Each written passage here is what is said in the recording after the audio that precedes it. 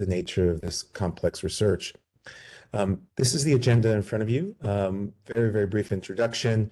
Then we're going to have our two speakers we'll briefly talk about some VA healthcare challenges, talk about the preclinical models of burn pit exposure, how best we can leverage the remarkable research and policy machine that the VA has to offer, as well as its tight integration with university and industry and the private sector.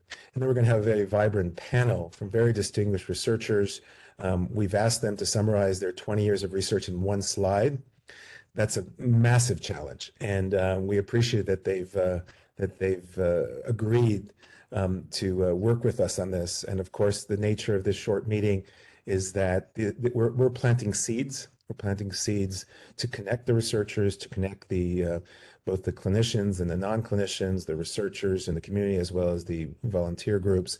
And most importantly, how do we start building trust so that we can share data more fully in order to accelerate the innovation cycle, both in designing interventions, designing products, designing medications, as well as designing better learning health systems.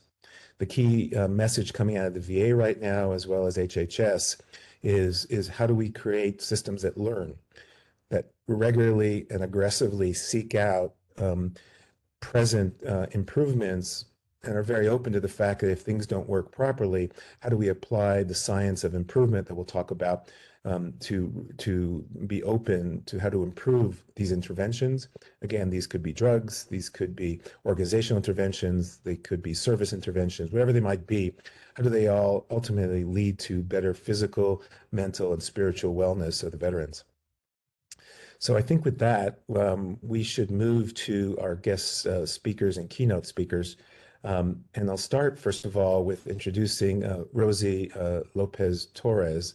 What a remarkable individual, Rosie. I've been so impressed reading about your work. And Rosie attended Palo Alto College and St. Leo's University, where she studied political science and law. And she's been deeply committed, together with her husband, Leroy Torres, who was an active soldier in Iraq and came home with escalating problems after being exposed around Camp Anaconda in Iraq to a 10-acre lease burn pit. Rosie and Leroy founded Burn Pits 360. They've been advocating tirelessly in Congress for vets for 13, 14 years. And remarkably, in August, together with a coalition of supporters, were able to help pass the PACT Act, which was signed on August 10th, 2022, which begins, doesn't end, but begins the journey of helping to support millions and millions of veterans and their family members, given the toxic exposure of these veterans who have fought for years to get recognized, and the long journey that begins now with helping to implement these interventions in the community. So I just want to briefly cite, she's received multiple awards, but I'm just going to call out two. One is the Senator Daniel Inouye Award, perhaps in my mind, one of the most courageous senators in the history of Congress and the Senate. And also, of course, the HER Humanitarian Award that she was awarded by Senator Gillibrand. So I'm going to ask you to listen carefully to Rosie, and we're greatly looking forward to your comments, Rosie, on burn pits and how does the future look like in your vision. Thank you. Thank you to the Department of Veteran Affairs, Office of Research and Development for inviting me to speak this morning. My name is Rosie Torres. I'm the wife of Iraq War veteran Captain Leroy Torres and co-founder of Burn Pits 360. In 2007, after a one-year deployment to Balad, Iraq, Captain Torres returned sick with a debilitating lung disease, toxic brain injury, and many illnesses plaguing his body. He returned home from war to face a healthcare system that failed him and an employer too afraid to understand an uncommon war injury, resulting in the termination of his 14-year law enforcement career as a Texas state trooper. In 2010, at our home and residences across the nation, we and other families were dealing with the invisible wounds of war. Through our personal experience with facing delay and deny, we turned our injustice into what is now Burn Pits 360 Veterans Organization. Our mission here is to reintegrate, restore, and build resilience for warriors and their families through outreach, education, research, and advocacy. We met an online community of families who had rallied around a Facebook page with one thing in common: our loved ones were sick and dying. Similar to the 9/11 community, we established an independent online health registry to collect the names of warfighters impacted in an effort to somehow convince our government that this was this generation's Agent Orange. The war that followed us home became our life and our organization's slogan. Our government was hiding behind a curtain of sovereign immunity, and there was zero accountability. The VA and DoD at the time refused to recognize or diagnose these invisible injuries, often misdiagnosing them as psychosomatic or dismissing veterans as compensation driven care seeking. For 13 years, we walked the halls of Congress only to be told to go build systemic momentum and return with more science, more data. With the help of the 9/11 blueprint, we created a space in the veteran community never seen before. Our work includes testifying before the Defense Health Board and National Academy of Medicine, which allowed us to make effective changes in the space of deployment-related toxic exposures. In 2011, Burn Pits 360 established the first independent burn pit health registry. Our staunch efforts led to the passage of the 2013 Airborne Hazards National Open Burn Pit Registry, signed into law by President Obama.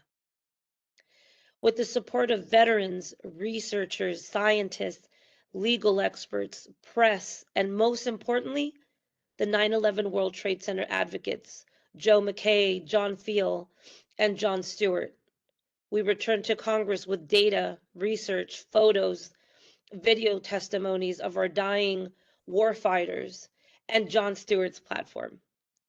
On many occasions, we felt torn down by the bureaucratic inertia, but we never gave up. On July 28th, we decided to peacefully protest on the steps of our nation's capital for 6 days. Together, we made history and delivered one of the largest healthcare and benefits expansion bills in the history of the VA. Finally, our government acknowledged these injuries and diseases as a direct result of armed conflict caused by instrumentality of war. As a 23-year former employee of the Department of Veteran Affairs, I understand the importance of veteran-centered policy and healthcare. The Honoring Our Pact Act ensures veterans receive high-quality healthcare screenings and services related to potential toxic exposures. For post 9/11 combat veterans, the bill extends enrollment period from 5 to 10 years post-discharge. For those combat veterans who do not fall within that window, the bill also creates a 1-year open enrollment period. It codifies VA's new process for evaluating and determining presumption of exposure and service connection for 23 various chronic conditions. It requires VA to conduct new studies of veterans who served in war and analysis of post 9/11 veterans' health trends. It directs the Secretary of Veteran Affairs to convene a new interagency working group to develop a 5-year strategic plan on toxic exposure research. Additionally, it requires that veterans be screened regularly for toxic exposure related concerns. This new law also requires VA to establish an outreach program for veterans regarding toxic exposure related benefits and support, and to require additional toxic exposure related education and training for VA personnel. I'm honored today to share the amazing work by our Scientific Advisory Board. In 2022, Dr. Anthony Zemma at Stony Brook University launched a new study investigating urological diseases, bladder cancer, testicular cancer, and other cancers among military members who have been exposed to burn pits during deployment. Dr. Zemma and his team published a paper, Whole Body Inhalation of Nano-Sized Carbon Black, a surrogate model of military burn pit exposure.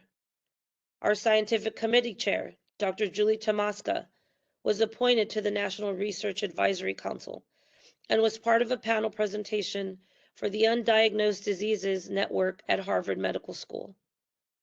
Our scientific committee co-chair, Dr. Tammy Butterick, presented a preclinical model of U.S. military burn pit exposure at the VA Minneapolis Research Conference. We continue our work through collaborative efforts with researchers and clinical experts to improve awareness and best practices and highlight the health and wellness effects of exposure to airborne hazards. Our scientific advisory committee is dedicated to understanding the health impacts of deployment-related exposures and continues to provide evidence-based information on the health effects of exposure. Our mission moving forward is the implementation, oversight, and outreach of this historic piece of legislation. Through our independent registry, we will continue to craft policy, legislation, and best practices for our veteran community and their survivors. In addition to our legislative efforts, Burn Pits 360 is publishing the first military toxic exposure guide in the fall of 2023. In closing, I encourage each of you through your work to always honor these injuries with compassionate common sense. This is an invitation to begin the healing process for those who have lost, who have lost loved ones to illness or death following environmental hardships of war. Your contribution to this community is saving lives.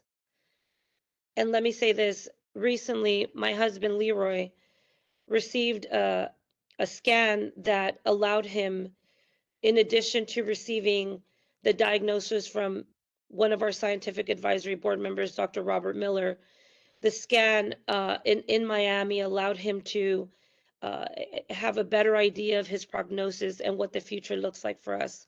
So thank you again to everyone here today and everyone watching. Please know that your work matters. Thank you. Rosie, thanks for that remarkable opening. The importance of patient and family-driven research has never been more important. It's influencing and shaping research across the spectrum of health services. And it's exciting to see the close partnership between you and Leroy and researchers. And I hope that will be a unifying theme throughout this research program over the next several years is how do we better engage with vets throughout all phases of research in order to make the research more meaningful. I want to move now to our keynote speaker, which is Professor Robert Miller, who's done remarkable work. He's a professor of pulmonary medicine at Vanderbilt University, highly funded, highly cited, and the first researcher in his team to link complications from deployment, pulmonary complications, and connecting the complicated long-term epidemiology and how that affects veterans, and then using different techniques to better understand, to screen and identify how to intervene more earlier. Robert's been a strong advocate for veterans' health, and we're greatly looking forward to hearing his comments. Professor Miller? Paul, thank you very much, and I really appreciate the opportunity to participate in today's conference. My story with this began in the spring of 2004 when I received a phone call from Fort Campbell. 20,000 service members from Fort Campbell had just returned from Operation Iraqi Freedom. The majority of them had been based in northern Iraq near Mosul. They had been exposed to a large sulfur mine fire known as the Mishraq sulfur mine fire. And they returned with shortness of breath and an inability to complete their 2-mile runs within regulation time.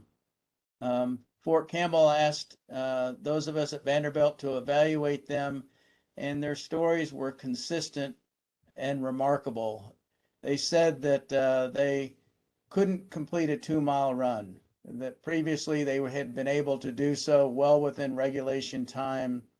They had had normal x-rays and normal pulmonary function tests and normal high-resolution CT scans. None of this seemed to explain their shortness of breath.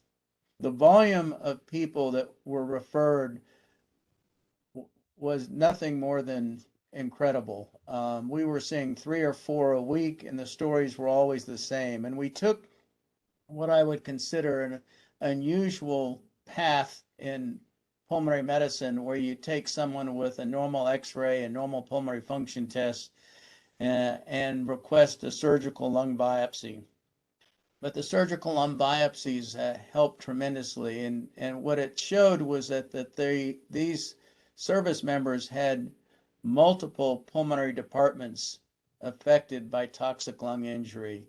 The surface of their lungs, the airways, the arterioles, all seem to show signs of toxic inhalation.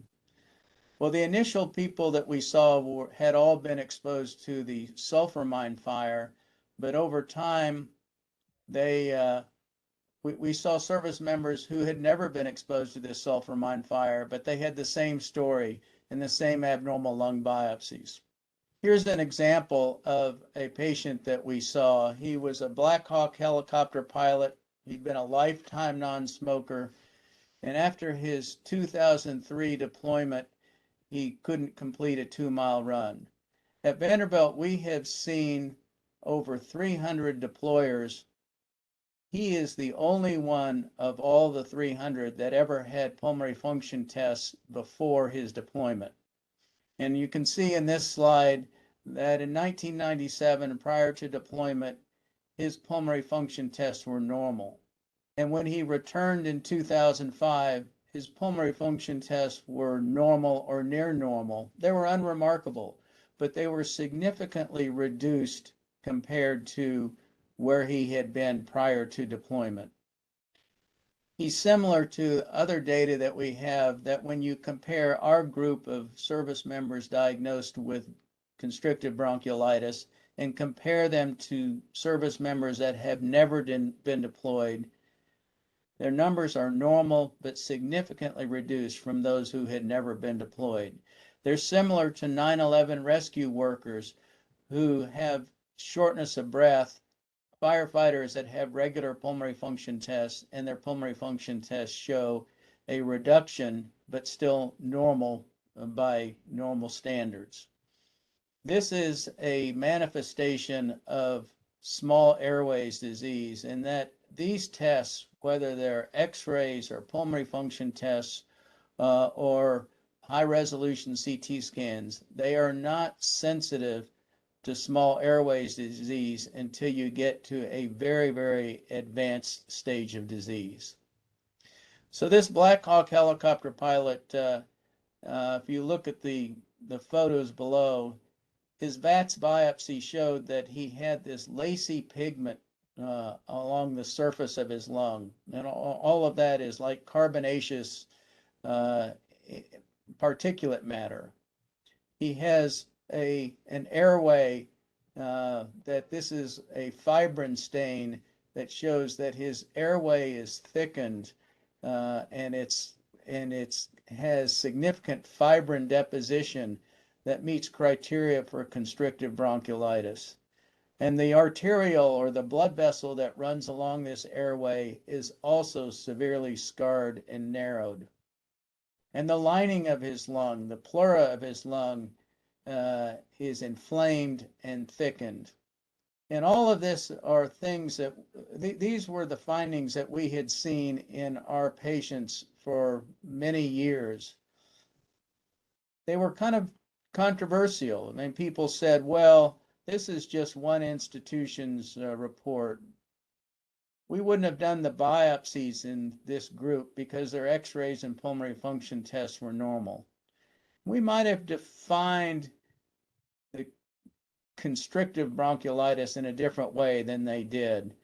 And it was clearly unconventional and something that we can't do to diagnose service members. That is, to do lung biopsies on people who have never been deployed. Well, another group of researchers at Vanderbilt did some further evaluation of our biopsies, and this Congo red stain is an example of that. And what it shows is that throughout the lung, you see fibrin deposition that is missed by normal lung biopsy staining. And now people seem to understand that these deployers who have exercise limitation have that they have effects on what we call multiple compartments of the lung, meaning the lining of the lung, the blood vessels of the lung, and the airways. And despite having normal x-rays and normal pulmonary function tests, they have significant abnormalities in their lung biopsies. So this is a problem. This is a problem that we have seen at Vanderbilt in pretty high volume, other institutions, including National Jewish Health, Stony Brook, where Dr. Seema practices, even the Joint Pathology Center for the military. They've all seen these biopsies and understand that deployment can affect the lungs and that this effect is not easily detected with non-invasive testing. So where do we go from here? Well, the PACT Act was a big help to this population because it said, one, we didn't have to put the burden of proof on the veteran.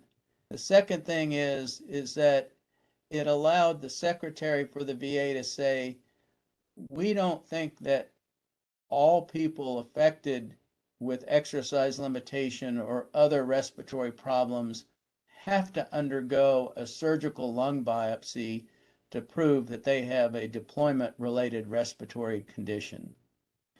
The VA has set up a number of centers called post-deployment cardiopulmonary evaluation centers. There are about 6 of them in the country that have special expertise in evaluating these groups. These centers will need to increase in number, but they represent what we will need to evaluate this group of people. The typical provider who sees a patient like this Black Hawk helicopter pilot would think that, well, you have exercise limitation, but everything is normal, and they get pushed aside. We need these people referred to centers that can do serious evaluations. We have a number of technologies that are either established or emerging that may be more sensitive to evaluating this group. The University of Michigan has looked at our CT scans and done like an artificial intelligence based approach. It's called PRM that will evaluate this group, and it looks like it's going to be much more sensitive than conventional CT scans and help identify this without a biopsy. We're going to hear from a representative from 4D Medical, which uses a fluoroscopic technique to evaluate these soldiers, and that too looks promising as a non-invasive technique to screen. I think that the most important message here is that this is a very challenging group of people. They are severely limited. They are hard to evaluate. They need special expertise through the VA system. We need to educate our VA providers about this disorder and make sure that they refer these service members to people who are familiar with this disorder. So with that, I'll close and look forward to the rest of our speakers today. Robert, thanks. Please put your questions into the box, and Robert will have a chance to respond to them. We're going to have a vibrant discussion later on in the program. We've raised several issues here, particularly the long latency that Robert alluded to, and that really connects nicely to this idea of these learning health systems. The VA has had a robust history of practice-based research that informs practice.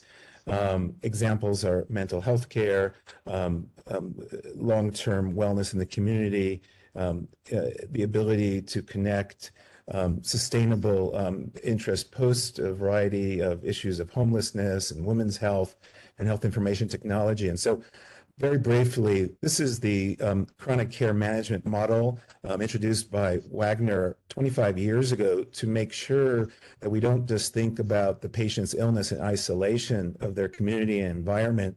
This model has been transformative for us thinking differently about clinical illnesses and how do we connect the clinicians, researchers, and community health workers in order to make sure that the interventions that might be drug-based or procedure-based or service-based actually get translated and implemented in an effective way.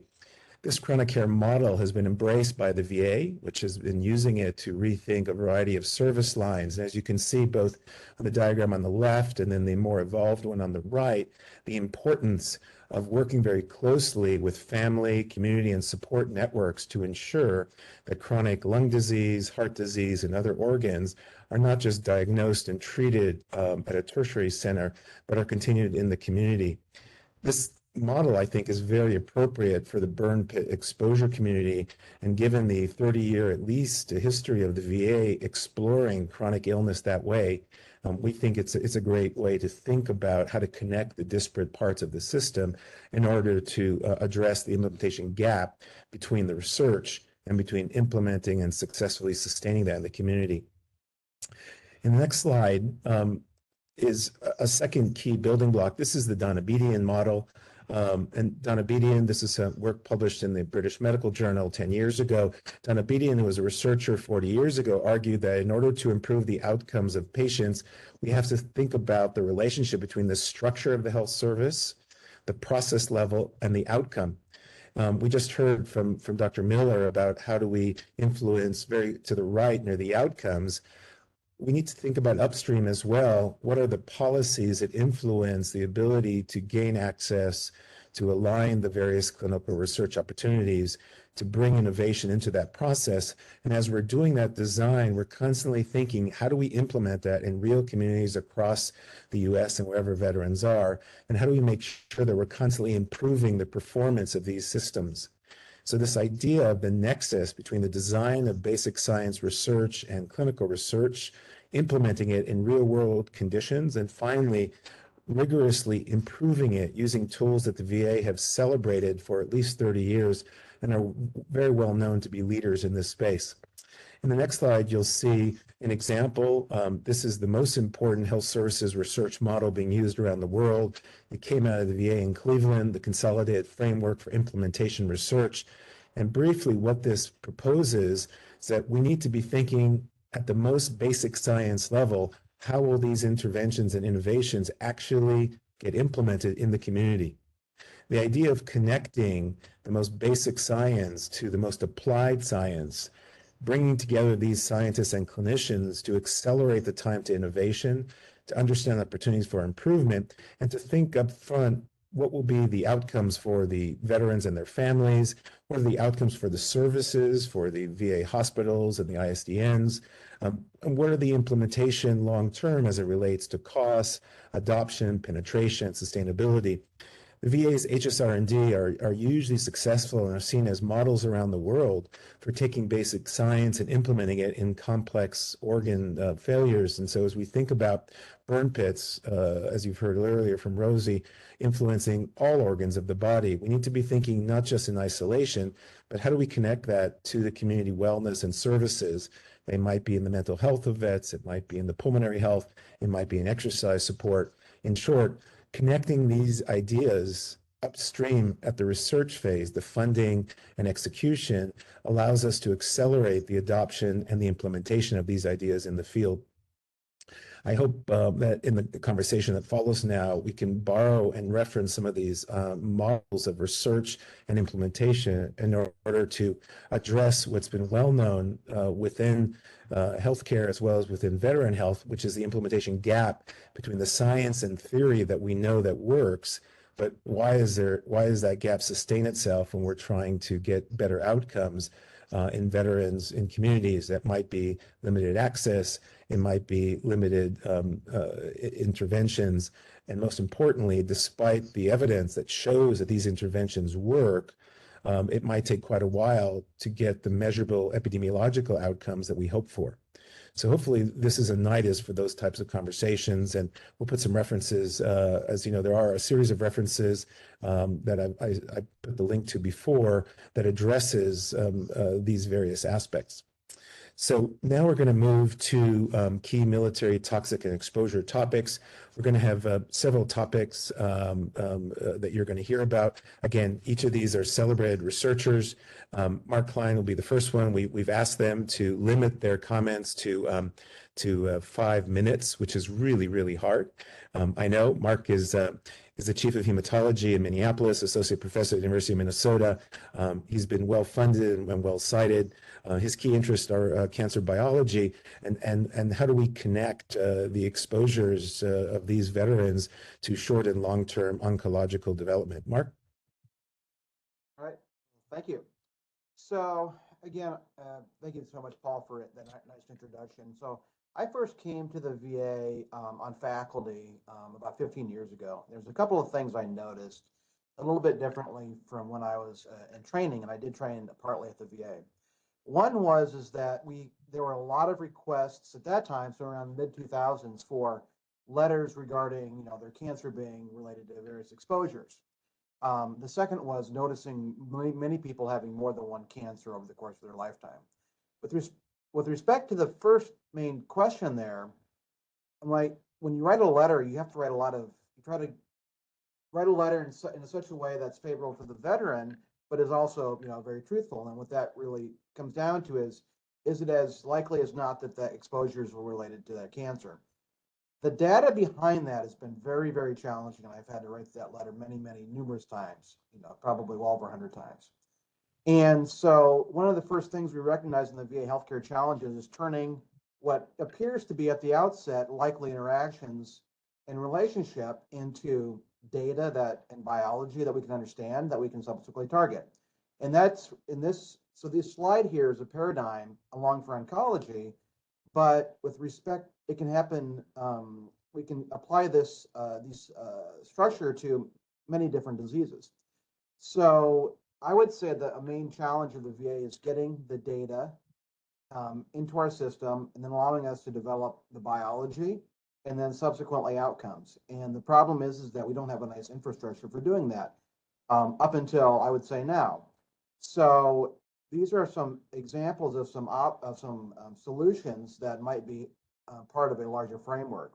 So, for example, the first thing is that the VA and DoD together have the individual longitudinal exposure record, where it can take various elements of data and put it into here, and that can be utilized for research projects down the road.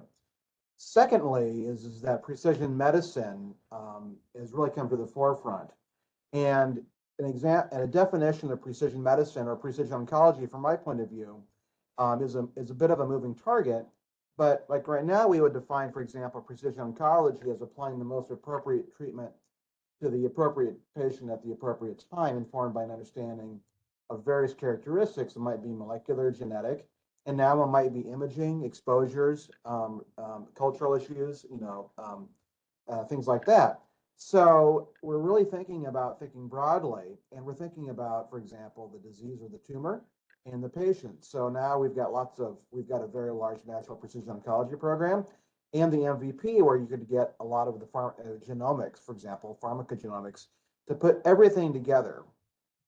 And the way that this could be done, and an example here is I'm part of the lung cancer precision oncology program, which is now a network of 100 VA sites that the VA is invested in, that is working together to ramp up lung cancer screening and lung cancer treatment protocols.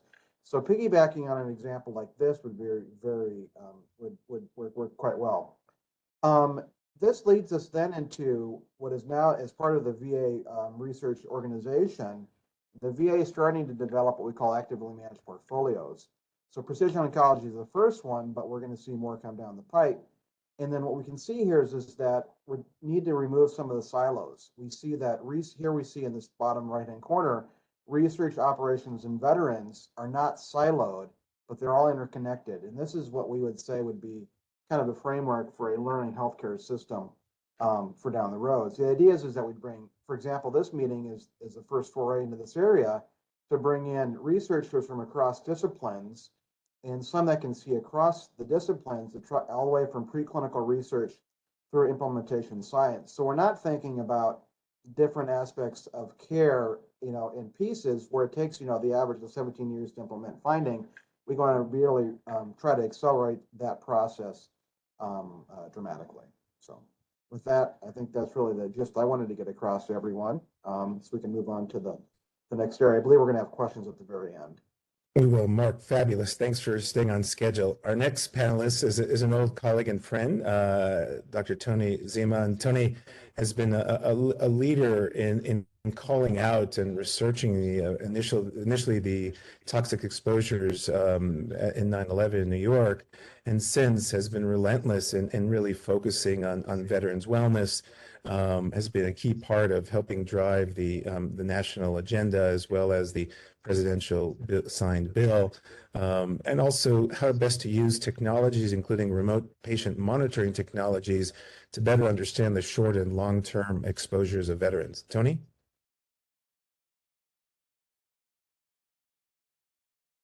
Thank you, Paul. I thank Drs. Butterick and Klein for the opportunity to participate, and we all thank veterans for their service.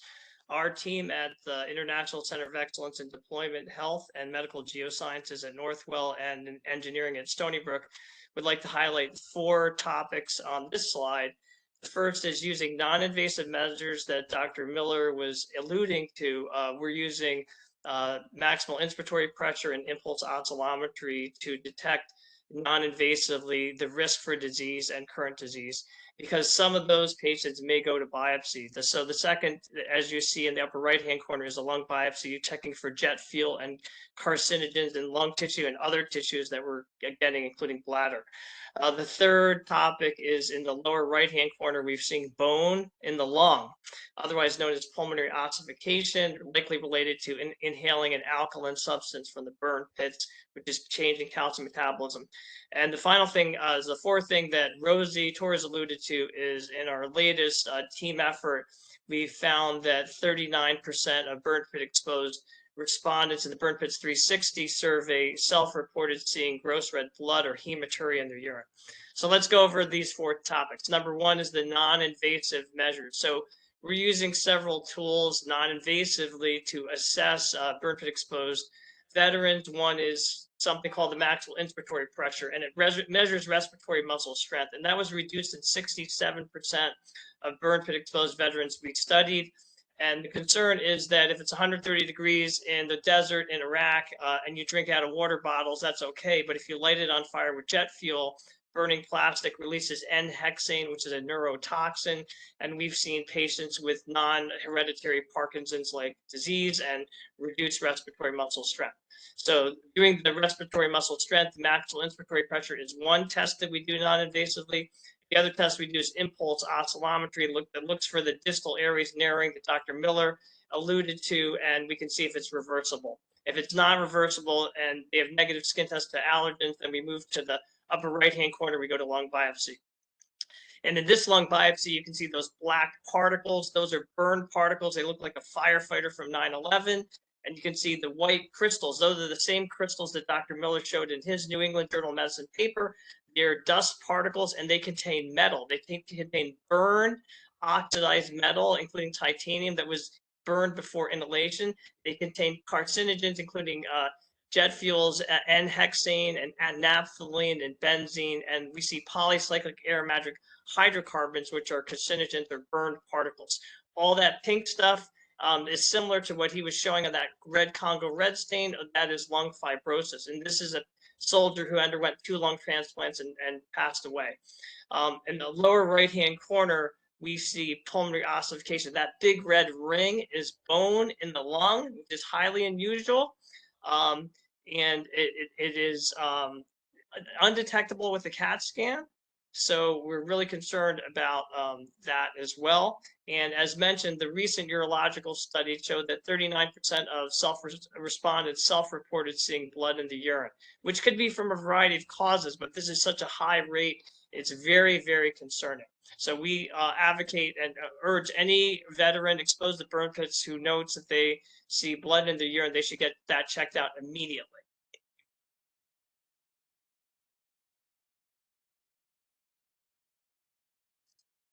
Tony, fabulous. Thank you for staying on schedule. I know how much work you've done here. What a remarkable evidential link and bridge to show how we can translate this into practice. Please keep your questions for Tony. We're going to have a vibrant conversation very soon. Our next panelist is Timothy Nurkowitz. Timothy is a professor and chairman of physiology at the University of West Virginia. He's been an expert in toxicology and highly committed to understanding pulmonary pathways for toxicity and how best to think about those pathways as a way to develop drugs and other types of interventions. Tim? Thank you, Paul. And thank you for the chance to chat this afternoon. So I was originally trained as a microvascular physiologist, and I evolved into an inhalation toxicologist over the years of my career. And I'm fortunate now to lead some state-of-the-art facilities where we recapitulate any type of inhalation exposure. Most recently, because of burn pit exposures, we ventured into it with the fundamental question, how do we replicate that exposure? There are so many different variables going on there. It is quite challenging to do it in the laboratory. Long story short, when you look at the schematic to the right there, I can say that this system was devised in the bar on the back of a napkin. I would say that this was a 2-napkin plan though. Fundamental to our exposure system is a pellet stove in which we took out all of the components and put in what we wanted to be able to control the conditions of combustion to range from smoldering to burning. We'll take those emissions, and we are mixing in jet fuel, you'll see in a video in just a moment. We take those emissions and pass them into the exposure chamber where we can do real-time assessment of the aerosols in laboratory animals, rats and mice. What we're burning are custom-made pellets that are designed to recapitulate what was put in the burn pits. And what you're seeing in the bottom right-hand corner there are just straight wood pellets on the far left-hand side, progressively mixing with plastic and rubber all the way over to the right-hand side. And then if you would go to the next slide and start the movie. This is the actual system. And the bottom, you can see the flame is burning. Every time you see that flash, that's a drop of jet fuel being added to the crucible. This is just a straight wood fire at this point. And we're pulling off a rather rich exposure. We're showboating a little bit because if we smolder it, you just see a black window. Not much to see there. So this is a demonstration of our capacity to generate or to simulate military burn pit exposures. And then next, to wrap up what we're doing, what is the impact? The previous speakers have established the deployment of veterans to the Middle East and the number that are presenting now with significant clinical symptoms. Our model is based on the knowledge of that we know that veterans were deployed and they were exposed to burn pit emissions. We have to identify what those emissions were. We know that bioaccumulation resulted from that. And then finally, systemic inflammation has resulted, and this is causing significant systemic morbidities.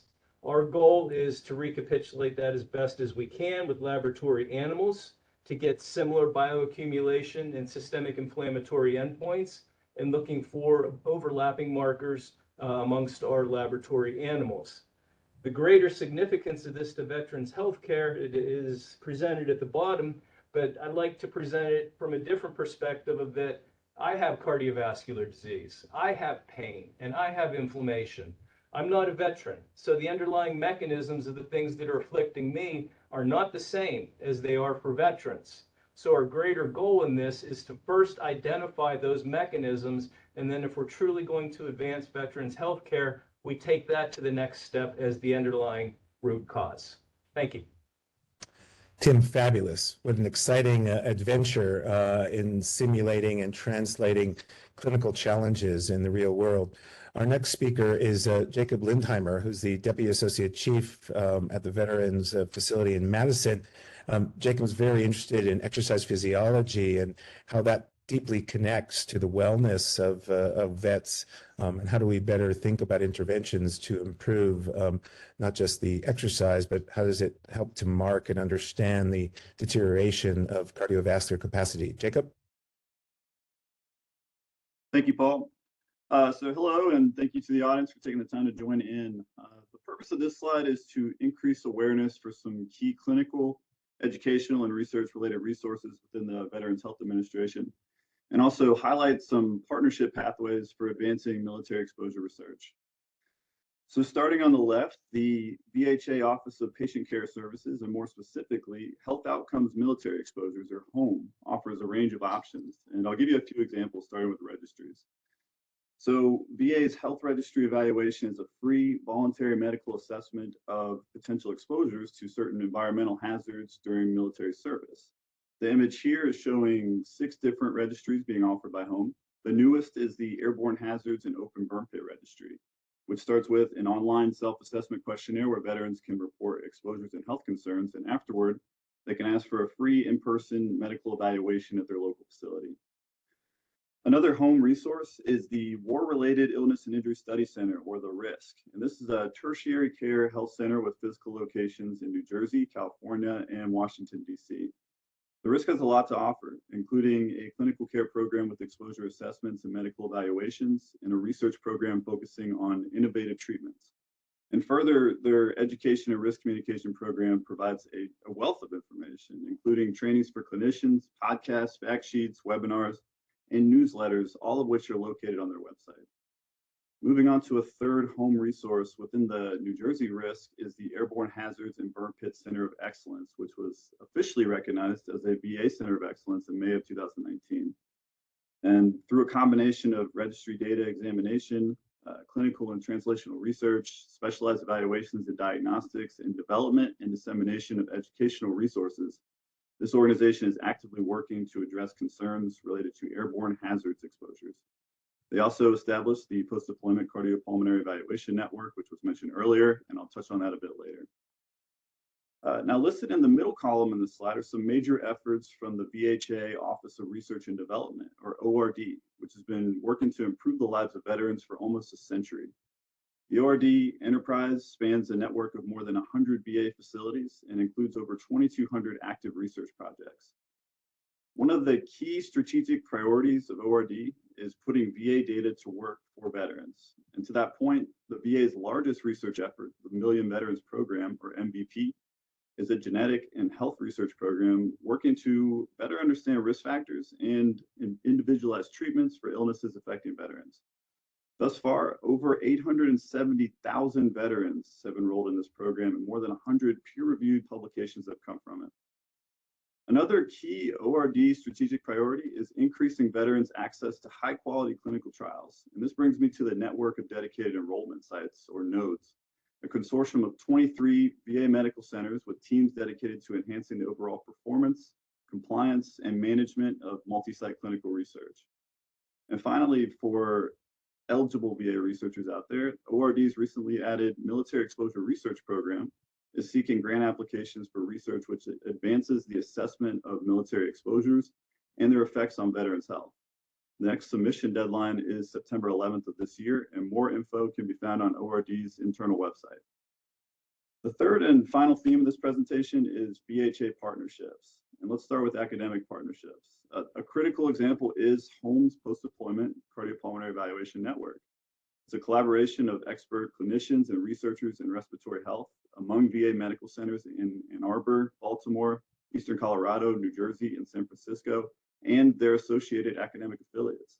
And these sites work together to conduct specialized evaluations for post-deployment health concerns, particularly unexplained shortness of breath or difficulty breathing.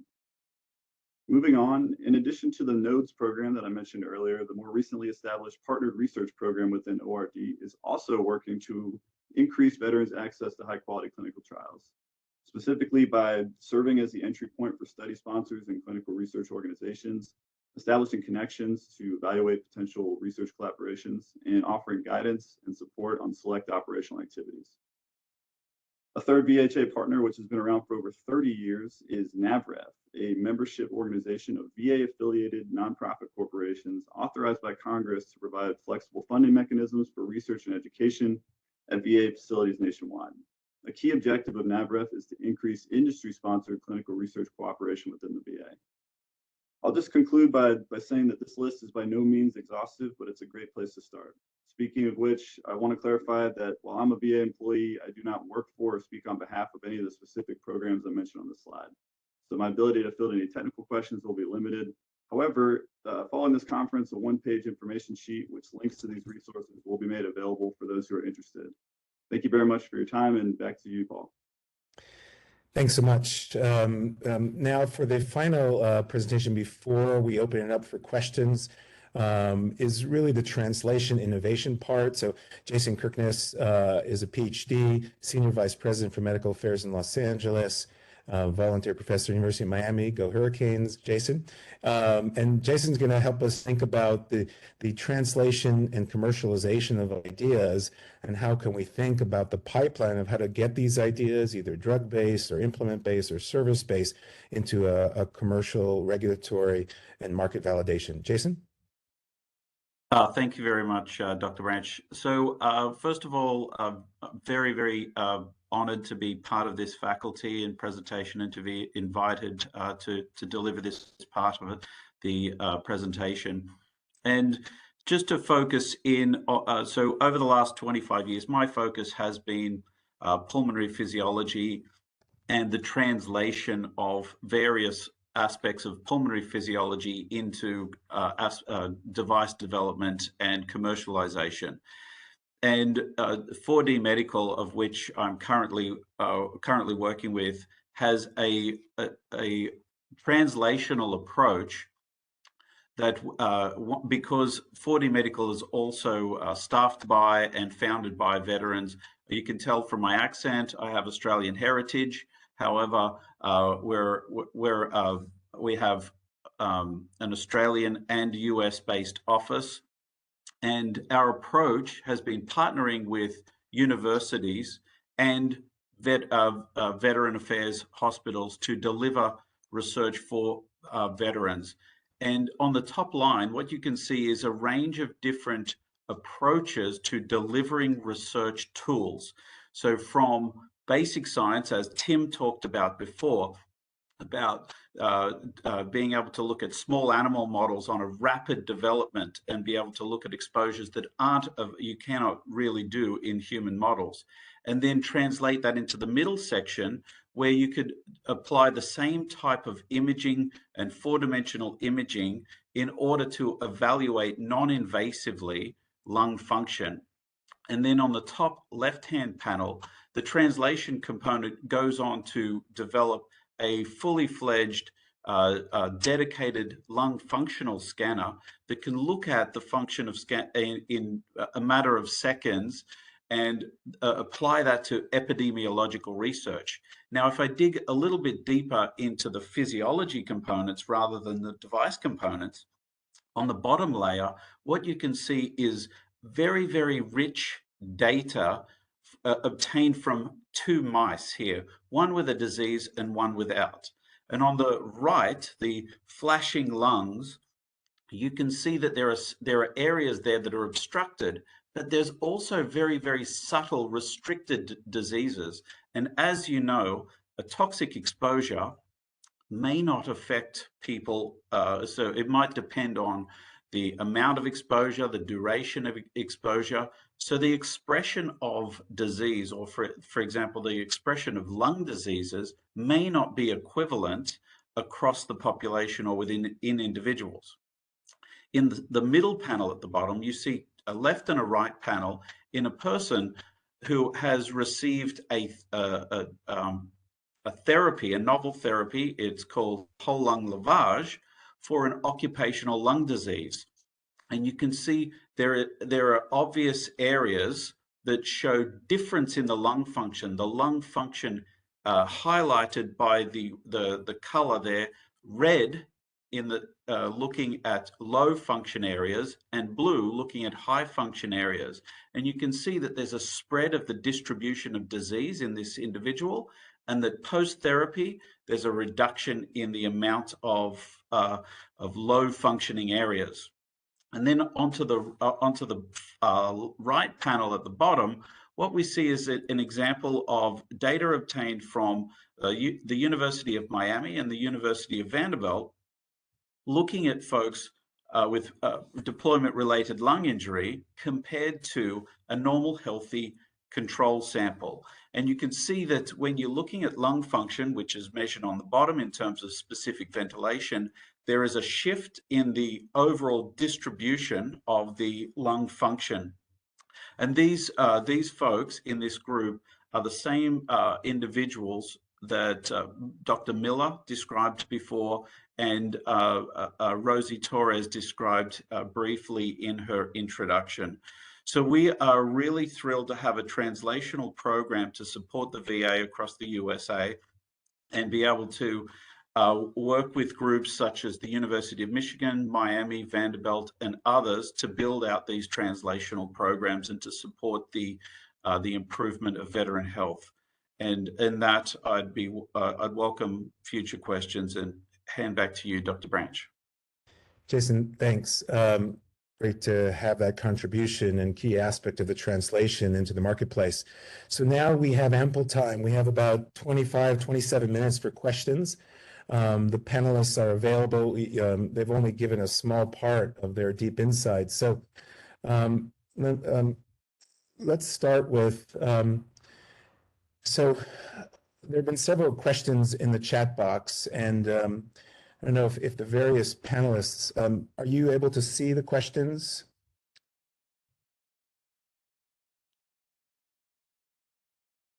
Maybe I'll pull from the questions or unless you want to raise your hands, the panelists. So here's the first question. Sorry, go ahead. Who is that? Oh, it's me, Tammy. Thank you, Paul. I can see the chat, and I just want to know if the other panelists can see the chat as well. And if they do, if you can just turn on your mic. And would you like to then read the question, Paul, and then we can raise a hand to who Absolutely. would like to. So here's a question here from Ryan. I'm a Go4 vet. We burned our trash daily in pits. Has there been any link between mental health conditions and burn pits? Which of our panelists wants to take that? Paul, I'll just say, this is Rosie Torres.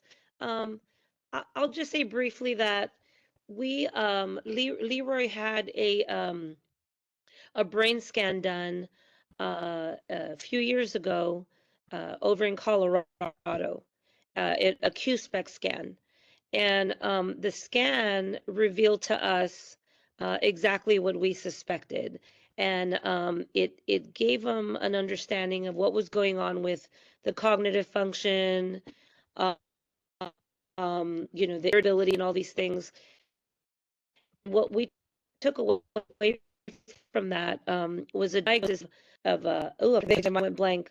But it was a diagnosis that explained, and I'm sorry because my mind went blank right now, but the diagnosis that explained the restrictive blood vessels impacted by toxic inhalation.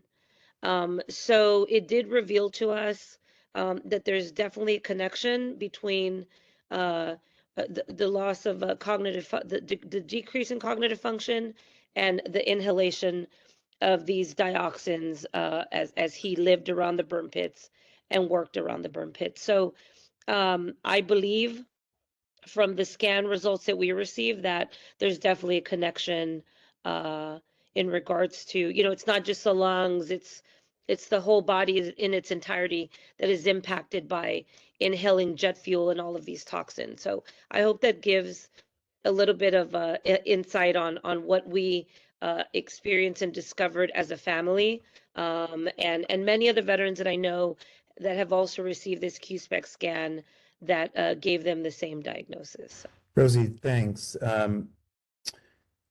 if any of the panelists want to respond, just raise your question. It's hard in this interface to see everything on the same screen.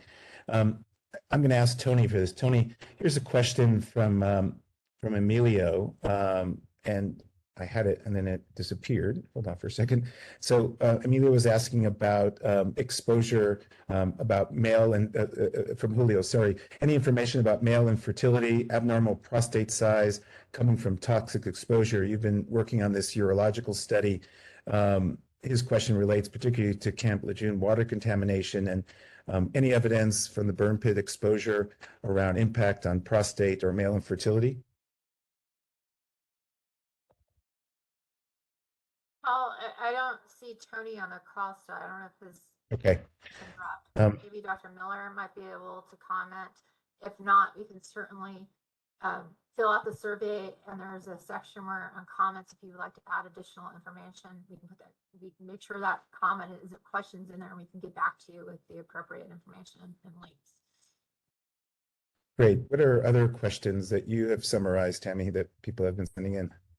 Here's one I see. To the panel, any data relating burn pits to blood cancer, especially if there's no family history? Mark, would you like to take that question? Yeah, so there has been, right now it's been a little bit too early. There have been no widespread studies showing an association, but that doesn't mean that it doesn't exist. What it means that is that there hasn't been the data set yet in order to put that association together, unfortunately, at this point. Right now, I would say, so hematologic malignancies would include generally leukemias and lymphomas. And there are exposures that are well known to be associated with increased risk of leukemia. So for example, exposures to herbicides and pesticides are well known. For example, farmers have that increased association. And so Agent Orange is linked there. The key thing is that when you've got so many different chemicals and with burn pits, how do you put which chemical with what cancer? And so right now that's been kind of an issue. And I can go back also to the Camp Lejeune one. For those that don't know, I know there's a question about prostate cancer. So Camp Lejeune was, it's a marine base that had a dry cleaning chemical, contamination from groundwater from the 50s to the 80s. The VA has not made any more recent pronouncements on that. Prostate cancer was not directly associated with those exposures when they made their final rule. But again, what happens is that for a lot of these cancers, the exposures and the data just don't play out together in a way that is easily accessible. For example, maybe there might be a group of people that have genetic predispositions to higher, susceptibility to cancers, but we don't know that. Hopefully something like the MPP program would reveal some of that, because for example, maybe you don't metabolize chemicals the same way someone else does, but there's no way you would know that because that technology didn't exist at the time you were exposed to that particular chemical. Mark, you raise this important question. As you probably know, with the asbestos in the 1950s, Bradford Hill, two very senior public health epidemiologists, came up with the Bradford Hill 8 criteria. These 8 criteria ostensibly, because of the complexity of demonstrating that asbestos, which of course later on and today is well known to be contributory to a variety of cancers and chronic lung disease, but because the latency can be sometimes between 15 and 25 years, that poses remarkable both research, clinical, and insurance challenges. So how do we deal with this remarkable latency for the burn pit exposure when the symptoms can be very subtle and yet the disease might take decades to manifest more fully? Well, I think we need a combination. There's, I think, 3 things. One is that we have to follow people longitudinally over time and get good exposure histories and get as much information as we can from participants. So, for example, if we can enroll as many people as possible into the MVP program and then travel and follow people, we can develop a learning healthcare system. Number 2 is that we have to.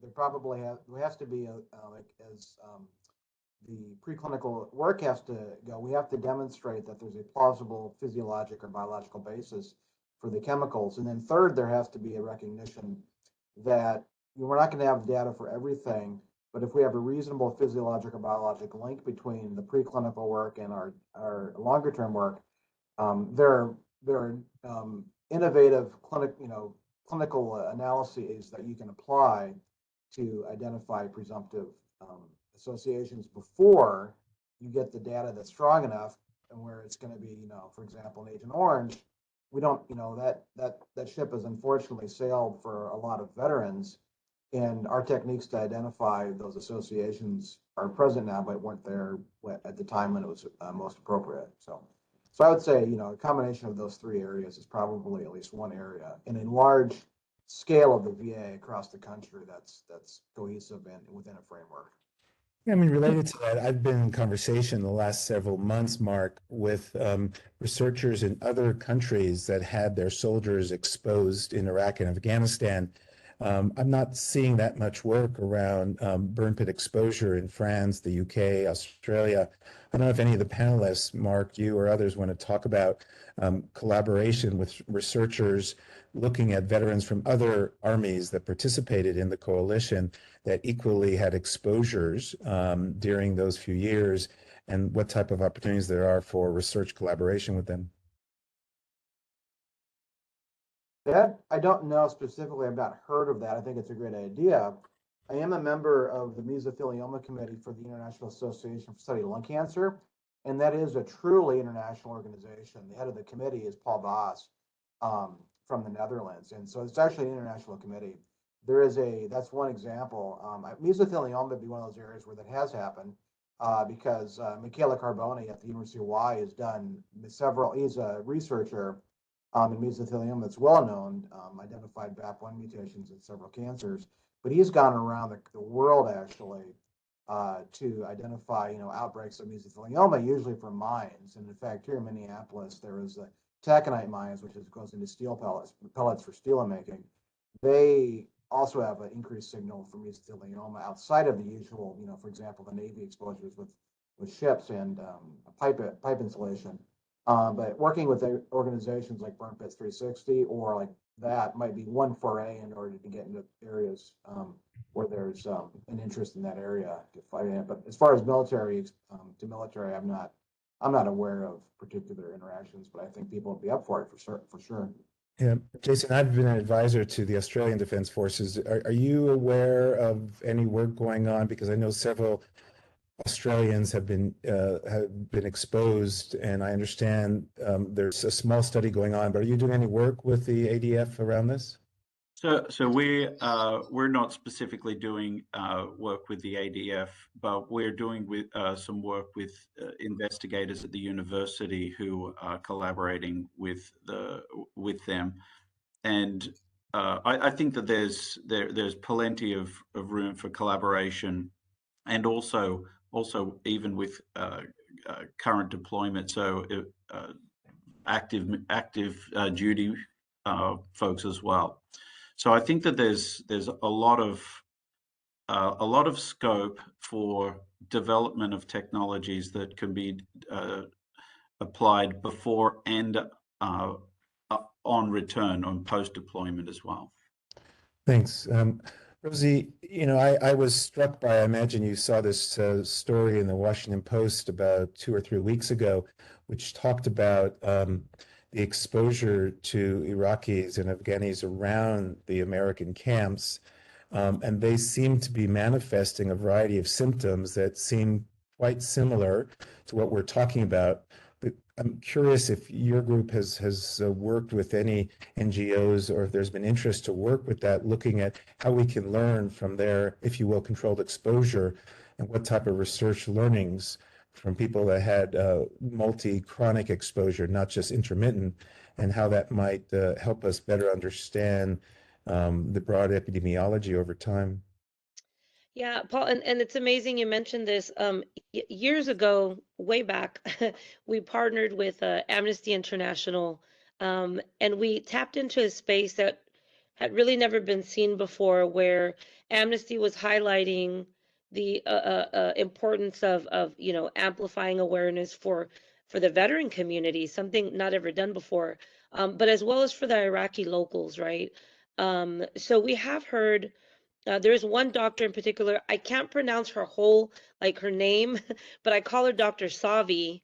That's her name abbreviated. But she published a study and maybe Dr. Miller knows her name, and I'm just pronouncing it abbreviated. But she did extensive work and doing a study on the Iraqi locals.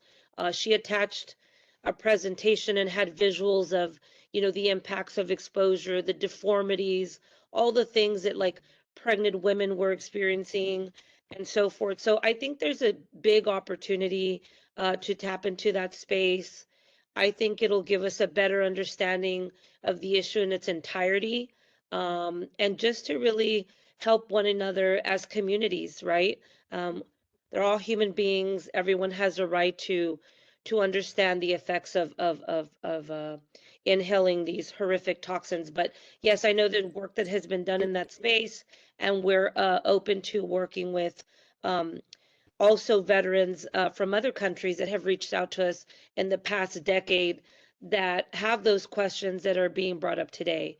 So if there are any veterans online from other countries, if there's, maybe researchers that are interested in connecting with Dr. Savi, just reach out to us, go to our website on burnpit360.org, and we can definitely help assist with that.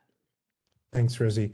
Tim, there's a question here for you, and it relates to your remarkable simulator. The question is, how do we evaluate how well a lab combustion system replicates burn pit emissions? Yeah, thanks, Paul. So I guess I can begin the answer with the statement that if you've seen one burn pit, you've seen exactly one burn pit.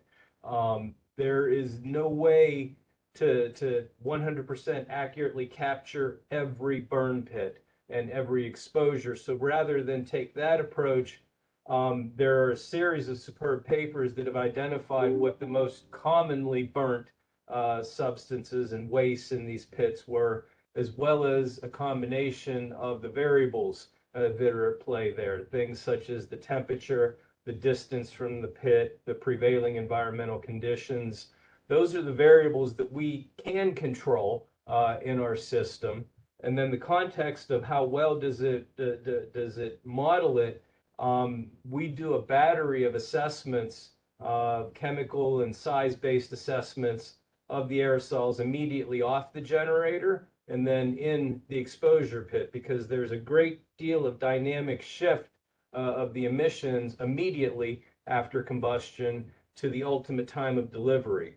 And with those assessments, then we can get an effective dose response measurement in our animals, as well as direct measurements of deposition in the lungs.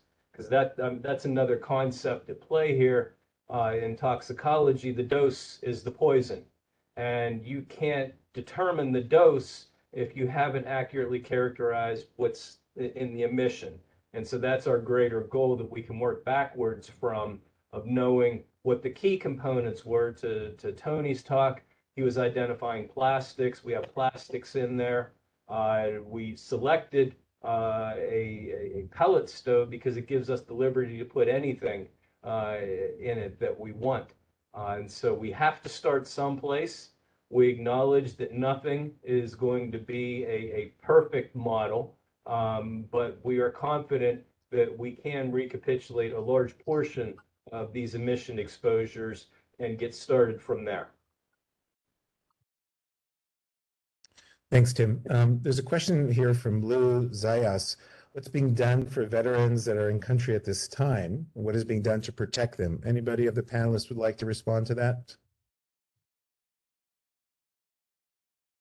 I mean, I think that the current approach is that there are very few, probably not zero, but very few burn pits going today. That the Department of Defense has put in place incinerators, and I think that where most of the burn pits were in the past, I think that you have incinerators that will be a much safer form of incinerating solid waste. Thanks. Other thoughts from any panelists about ongoing protections for those that are exposed or being actively still exposed?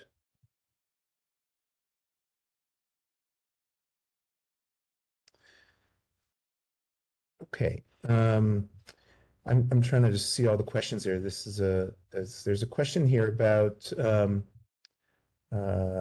about thyroid. Anybody want to comment about thyroid injuries, thyroid exposure? This question is from Justin Morin. Any of the panelists want to speak to injuries on hormonal rich pathways, thyroids, which have been well known to be exposed to radiation and other external toxic exposures?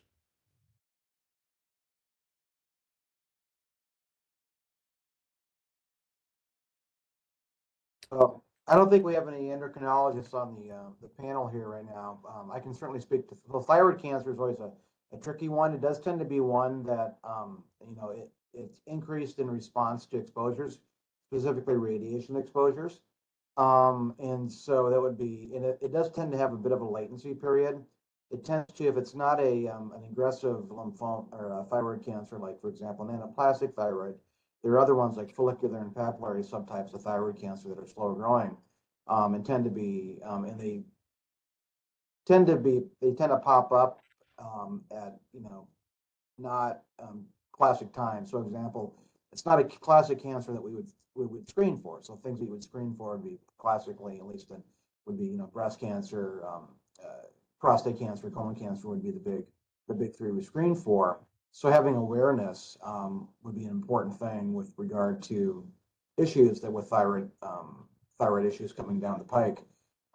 With regard to hormonal areas, certainly there is something called the hypothalamic pituitary thyroid axis, and that is interactive with, the body is one big interactive system. They don't tend to work in pathways don't tend to work in silos. So, but I'm not aware. I don't know if there's, for example, increased diabetes, et cetera, in this particular area. So. Well, I think it's important that we, Tammy, as we move forward, we include endocrinologists. We know from, again, from Vietnam, we know from Korea, we know from a variety of other military exposures that endocrinology is a key and very long-term pathway that obviously takes a long time, and they offer a valuable insight into complex pathways of hormonal pathways. Dr. Andrea Covey, sorry, Tammy? Hi, Andrea. Just wanted to, sorry, to piggyback on what you just said or follow up on that. Yes, because actually one of the endocrinologists here locally had reached out to me, and we can certainly send the question to Dr. Shelby, and we can forward a response. So yes, we agree. I think adding an endocrinologist to our team would be just a great idea. So I'll turn it over to Andrea. And I apologize, Andrea, it was a little difficult to find you to give you access here. So I'll turn it over to you.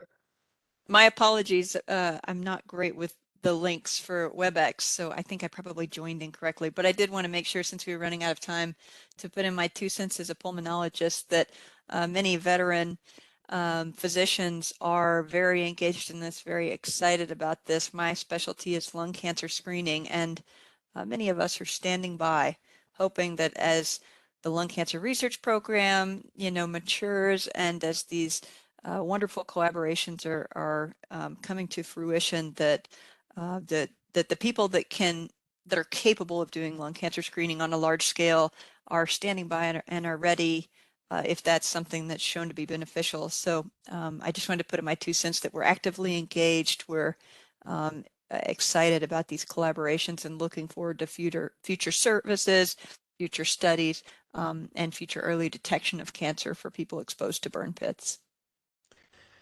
Thanks so much, Andrea. I'm going to now go through the speakers and give them 1 minute or less to their closing statement before we close. I'll start with Rosie, I'm going to invite you, because I think the patients are the most important part. I'm going to actually ask you to be the last one, because I'm a firm believer that patients should always be able to close the circle here. So I'm going to start with Robert, Professor Miller. Well, thank you. I mean, I think that my big concern is that a lot of these issues have been recognized for several years, and I'm very concerned that there is not enough information to the providers in the VA system that everybody who presents, at least with respiratory disorders, are going to be recognized. And so my appeal to the VA is to do everything that you can to educate providers that these things can be subtle, difficult to diagnose, and that be careful not to dismiss respiratory complaints. Thanks, Bob. Mark, what's your take-home message for our listeners?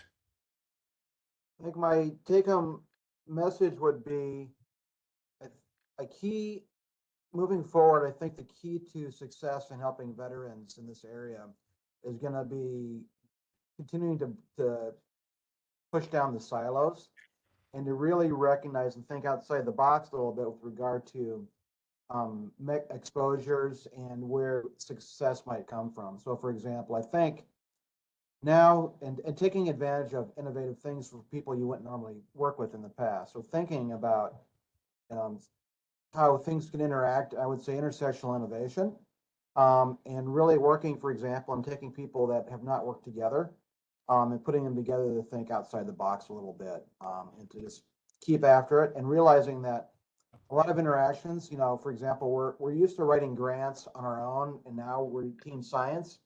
I think that we're in the midst of a change within the VA a little bit, and we have to be thinking in terms of team science instead of individual projects, and that would probably be what the next place. Fantastic comment. Tim? Yeah, thanks, Paul. So I would say on our part, we are always looking for collaborators. So anybody that wants to work with us or wants tissue or anything that you can envision, let us know. We're happy to work together. In terms of the science, I'd say identifying the underlying mechanisms is the critical impact that we have to acknowledge here. There can't be a one size treats all.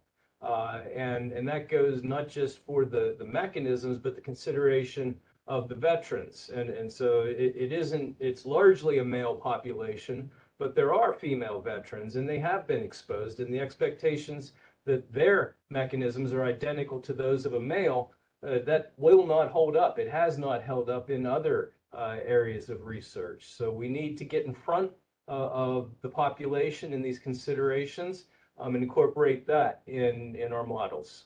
Thanks. Hugely important message, Tim. So much pain and suffering have happened to women patients and women veterans because they've been treated like a male equivalent disease model. And we know that it's a very different physiology, very different treatment opportunities, and very different long-term prognostic understanding.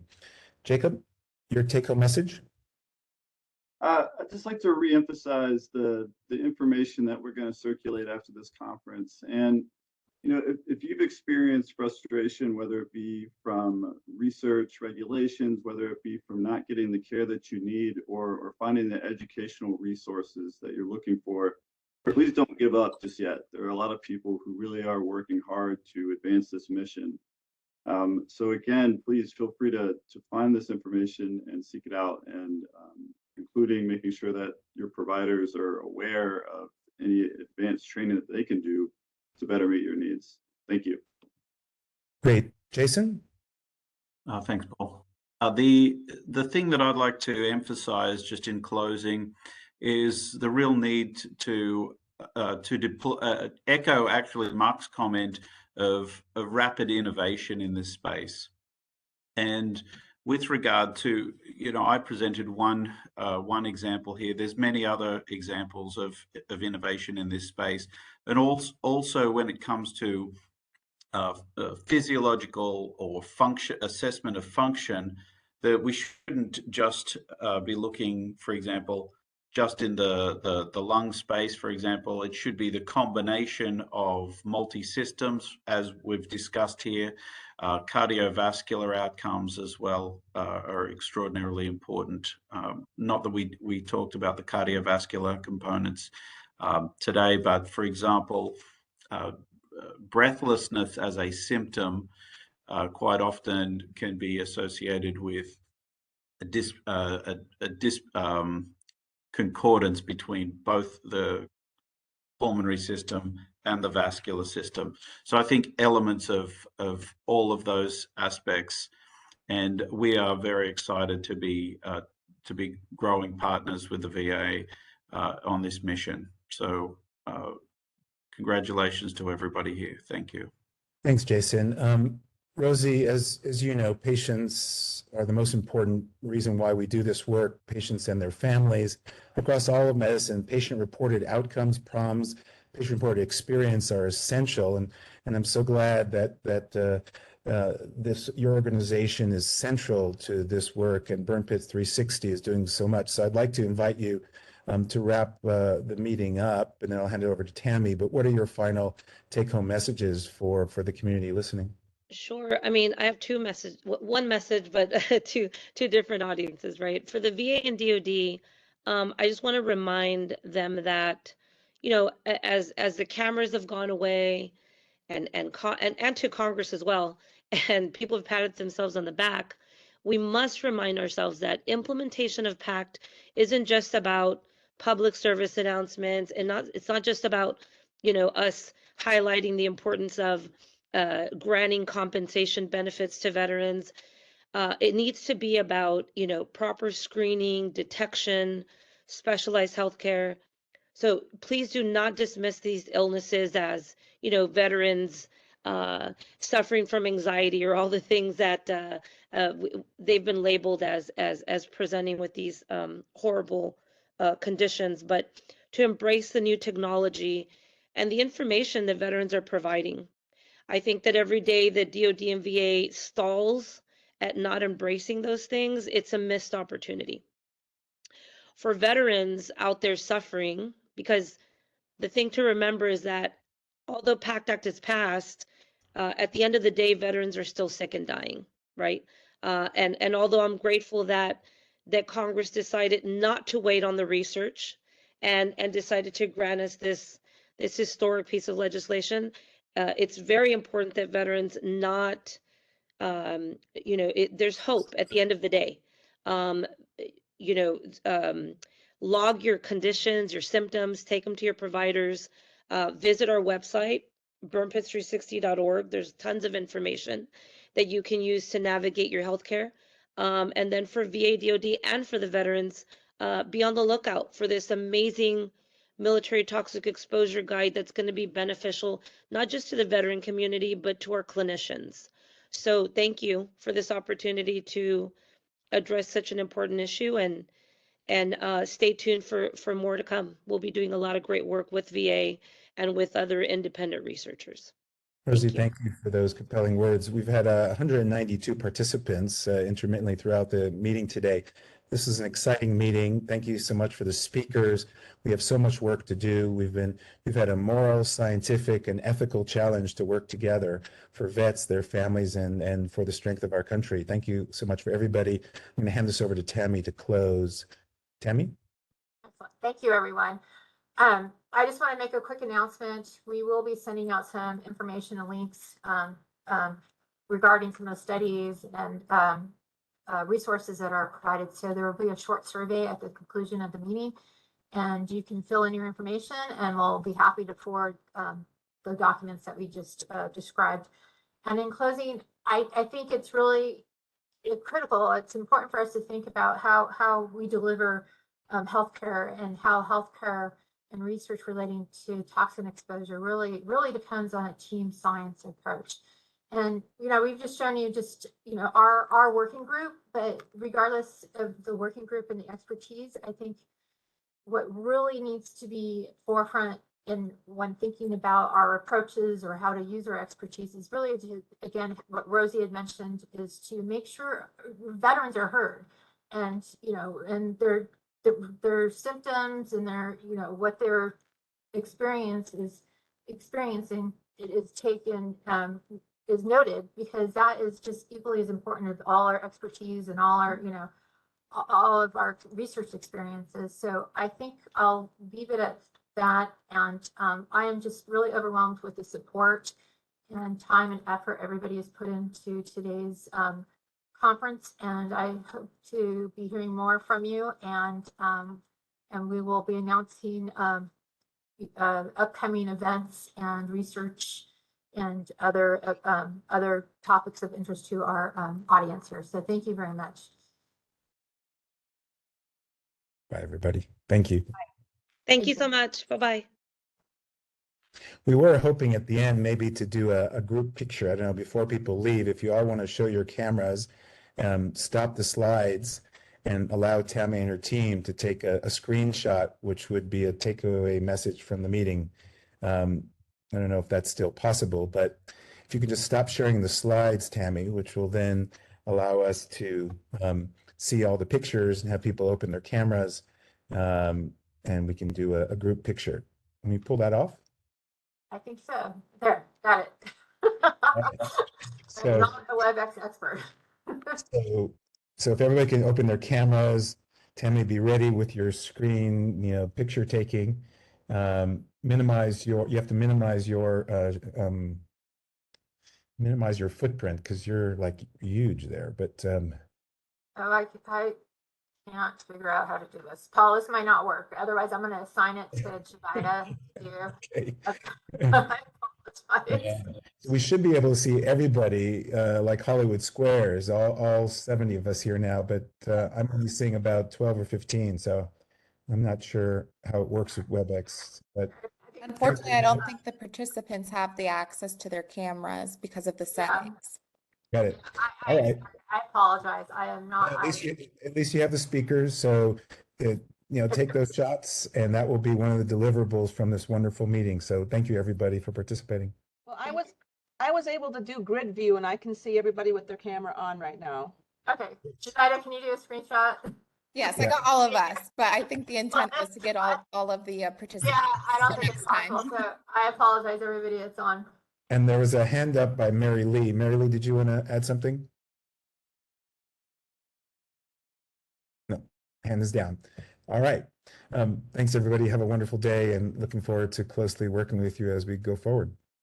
Thank you. Thank you, everybody. Thank you. Thank you. Thank you, folks. Take care. How do I end this? If I close this, then do we have all the chat information, or? Let me go ahead and copy my notes, and then everything will also be in the recording as well. The chat. Okay. Does anybody know if you get the survey?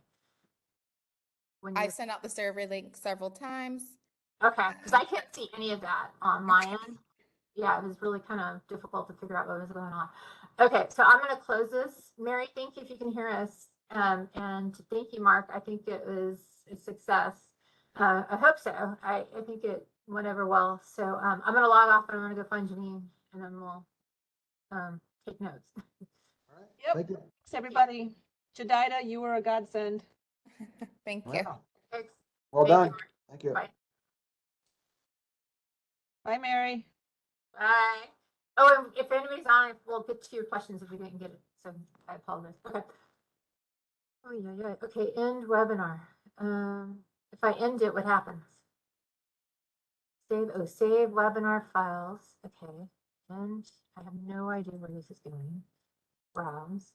Okay, I'm gonna put Jeff's come up. Okay. Lord help me. Okay. End webinar. Okay, let's see what happens.